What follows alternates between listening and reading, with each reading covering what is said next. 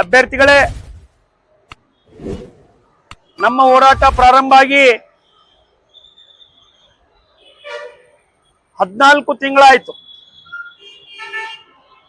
ರಾಜ್ಯ ಸರ್ಕಾರ 2019ರಲ್ಲಿ ಒಟ್ಟು 2814 ಹುದ್ದೆಗಳನ್ನ ತುಂಬಿಕೊಳ್ತೇವೆ, ಡ್ರೈವರ್ ಕಂಡಕ್ಟರ್ಗಳನ್ನ ತುಂಬಿಕೊಳ್ತೇವೆ ಅಂತೇಳಿ ಅರ್ಜಿಗಳನ್ನ ಕರೀತು.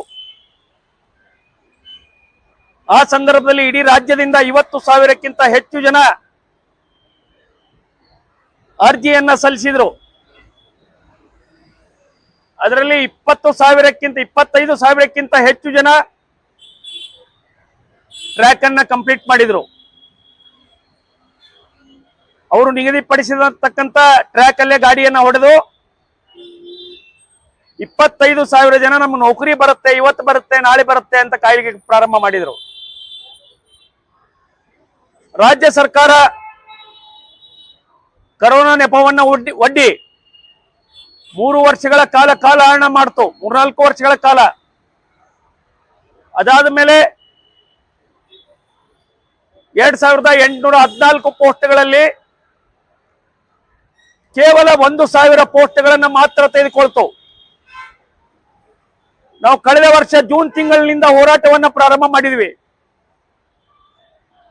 2-3 ಸಲ ವಾಯುವ್ಯ ಕರ್ನಾಟಕ ರಾಜ್ಯ ರಸ್ತೆ ಸಾರಿಗೆ ಸಂಸ್ಥೆ ಮುಂದೆ ಪ್ರತಿಭಟನೆ ಮಾಡಿದ್ವಿ. ಸಂಬಂಧಪಟ್ಟಂತ ಸಾರಿಗೆ ಸಚಿವರಿಗೆ ಆಗಿರ್ತಕ್ಕಂಥ ರಾಮಲಿಂಗಾರೆಡ್ಡಿ ಅವರಿಗಿರ್ಬೋದು, ಕರ್ನಾಟಕದ ಮಂತ್ರಿ ಮಂಡಲದಲ್ಲಿ ಇರ್ತಕ್ಕಂಥ ಎಲ್ಲ ಸಚಿವರಿಗೂ ಕೂಡ ನಾವು ಮನವಿಯನ್ನ ಸಲ್ಲಿಸಿದ್ವಿ. ಉತ್ತರ ಕರ್ನಾಟಕದ ಶಾಸಕರು ಮತ್ತು ದಕ್ಷಿಣ ಕರ್ನಾಟಕದ ಶಾಸಕರನ್ನ ಸೇರಿಸಿ 80ಕ್ಕೂ ಹೆಚ್ಚು ಶಾಸಕರಿಗೆ ಮನವಿಯನ್ನ ಕೊಟ್ವಿ. ಕೊನೆಗೆ ಬೇಸತ್ತು ನವೆಂಬರ್ 5ನೇ ತಾರೀಕು ನಾವು ಪ್ರತಿಭಟನಾ ಧರಣಿಗೆ ಕರೆ ಕೊಟ್ವಿ. ಯಾವಾಗ ನಾವು ಪ್ರತಿಭಟನಾ ಧರಣಿಗೆ ಕರೆ ಕೊಟ್ವಿ, ನವೆಂಬರ್ 7ನೇ ತಾರೀಕು ಹೊಸ ಬಸ್ ಸ್ಟ್ಯಾಂಡ್ ಇನಾಗ್ರೇಷನ್ಗೆ ರಾಮಲಿಂಗಾರೆಡ್ಡಿ ಅವರು ಬಂದಿದ್ರು.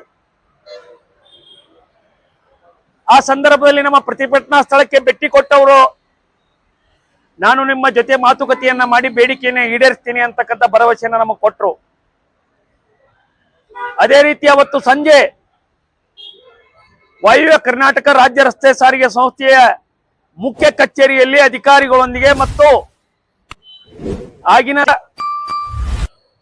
ಸಂತೋಷ್ ಲಾಡ್ ಅವರು ಕೂಡ ಇದ್ರು. ಆ ಸಂದರ್ಭದಲ್ಲಿ ರಾಮಲಿಂಗಾರೆಡ್ಡಿ ಅವರು ನಮಗೆ ಭರವಸೆ ಕೊಟ್ಟರು,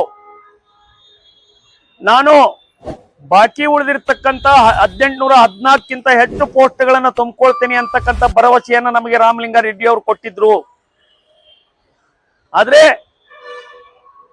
ಜನವರಿ ತಿಂಗಳಿನಲ್ಲಿ ಕೇವಲ 1,000 ಪೋಸ್ಟ್ಗಳನ್ನ ಮಾತ್ರ ತುಂಬಿಕೊಳ್ಳುವಂತ ಕೆಲಸವನ್ನ ರಾಜ್ಯ ಸರ್ಕಾರ ಮಾಡ್ತು. ನಮಗೆಲ್ಲರಿಗೂ ಶಾಕ್ ಆಯ್ತು. ನಾವು ರಾಮಲಿಂಗಾರೆಡ್ಡಿ ಅವ್ರ ಕಡೆ ಮತ್ತೆ ಹೋದ್ವಿ. ಮತ್ತೆ ಹೋಗಿ ವಿನಂತಿಯನ್ನ ಮಾಡ್ಕೊಂಡಾಗ ಅವ್ರು ಹೇಳಿದ್ರು, ಅಧಿಕಾರಿಗಳ ತಪ್ಪಿನಿಂದ ಕೇವಲ 1,000 ನೇಮಕಾತಿಯಾಗಿದೆ, ನಾನು ಉಳಿದಂತ ಬಾಕಿ ಹುದ್ದೆಗಳನ್ನ ಆದಷ್ಟು ಬೇಗ ನೇಮಕ ಮಾಡಿ ಕೊಡ್ತೇನೆ ಅಂತಕ್ಕಂಥ ಸಂಗತಿಯನ್ನು ಹೇಳಿದ್ರು. ನಾವು ಕೇವಲ ಹೋರಾಟ ಮಾಡಿ ಸುಮ್ಮನೆ ಕೂತ್ಕೊಳ್ಳಿಲ್ಲ. ಪ್ರತಿ ಗುರುವಾರ ಸಚಿವ ಸಂಪುಟ ನಡೆಯುವಂತ ಸಂದರ್ಭದಲ್ಲಿ ಸಾರಿಗೆ ಸಚಿವರಾದಂತ ರಾಮಲಿಂಗಾರೆಡ್ಡಿ ಅವರಿಗೆ ಹಾಗೂ ಸಂತೋಷ್ ಲಾಡ್ ಅವರಿಗೆ ಭೇಟಿಯಾಗುವಂತ ಕೆಲಸವನ್ನ ನಾವು ಮಾಡ್ತಾನೆ ಬಂದ್ವಿ. ಫೈನಾನ್ಸ್ ಡಿಪಾರ್ಟ್ಮೆಂಟ್ಗೆ ರಾಮಲಿಂಗಾರೆಡ್ಡಿ ಅವರು ಇನ್ಸ್ಟ್ರಕ್ಷನ್ ಕೂಡ ಕೊಟ್ಟರು, 814 ಪೋಸ್ಟ್ಗಳನ್ನು ನೀವು ಮಾಡಿ ಅಂತೇಳಿ. ಆದ್ರೆ ಯಾವ ಅಧಿಕಾರಿ ಕೆಲಸವನ್ನ ಮಾಡ್ಬೇಕಾಯ್ತು, 1.5 ತಿಂಗಳ ಕಾಲ ಅವ ಡಿಲಿಮಿಟೇಷನ್ ಕೆಲಸವನ್ನ ಮಾಡ್ಲಿಕ್ಕೆ ಹೋದ, ಗ್ರೇಟರ್ ಬೆಂಗಳೂರು ಕೆಲಸವನ್ನ ಮಾಡ್ಲಿಕ್ಕೆ ಹೋದ್ರು. ಆ ಸಂದರ್ಭದಲ್ಲಿ ನಮ್ಮ ಫೈಲ್ ಮೂವ್ಮೆಂಟ್ ಆಗಲಿಲ್ಲ. ನಾವು ಮತ್ತೆ ಫಾಲೋ ಅಪ್ ಅನ್ನ ಮಾಡಿದ್ವಿ. ರಾಮಲಿಂಗಾರೆಡ್ಡಿ ಅವರು ಇಲ್ಲಪ್ಪ, ನಾ ಮಾತು ಕೊಟ್ಟಿದ್ದೀನಿ, ಮಾಡಿಕೊಡ್ತೀನಿ ಅಂತ ಪದೇ ಪದೇ ಸಂಗತಿಯನ್ನು ಹೇಳ್ತಾ ಇದ್ರು. ಅದೇ ರೀತಿ ಸಂತೋಷ್ ಲಾಡ್ ಅವರು ನಮ್ಗೆ ಹೇಳ್ತಾ ಇದ್ರು, ಬಾಕಿ ಉಳಿದಿರ್ತಕ್ಕಂಥ ಪೋಸ್ಟ್ಗಳನ್ನ ಮಾಡಿಸಿಕೊಡುವಂತ ಜವಾಬ್ದಾರಿ ನಮ್ದು ಅಂತಕ್ಕಂಥ ಮಾತನ್ನು ಹೇಳ್ತಾ ಇದ್ರು. ಆದ್ರೆ ಅಧಿಕಾರಿಗಳು ಯಾವ ರೀತಿ ಆಟವನ್ನ ಆಡ್ತಾರಂದ್ರೆ, ರಾಮಲಿಂಗಾರೆಡ್ಡಿ ಅವರು ಆರ್ಥಿಕ ಇಲಾಖೆಗೆ ಸೂಚನೆಯನ್ನ ಕೊಟ್ಟರು. ಸೂಚನೆಯನ್ನ ಕೊಟ್ಟ ತಕ್ಷಣ ಯಾವಾಗ ಇದು ರಾಜಕೀಯ ಹಸ್ತಾಂತರದ ಪ್ರಕ್ರಿಯೆ ರಾಜ್ಯದಲ್ಲಿ ನಡೀತು,